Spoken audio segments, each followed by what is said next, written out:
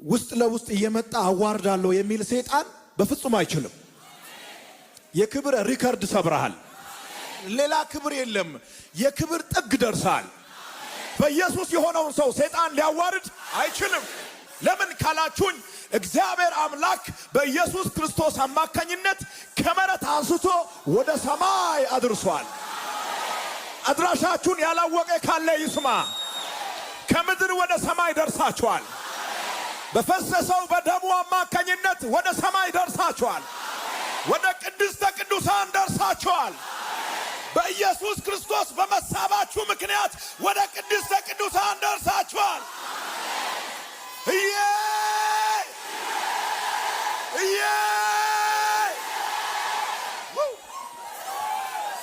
ሰይጣን ማንነታችን ስላላወቀ ነው ሰፈር ውስጥ የሚፈልገን።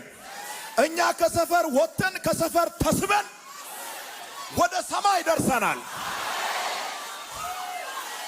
ሰው ገንዘብ አግኝቶ ክብር ያለው ይላል። ኖ፣ ከሰማይ በታች ከምድር በላይ ያለውን ክብር ሪከርዱን ሰብረናል።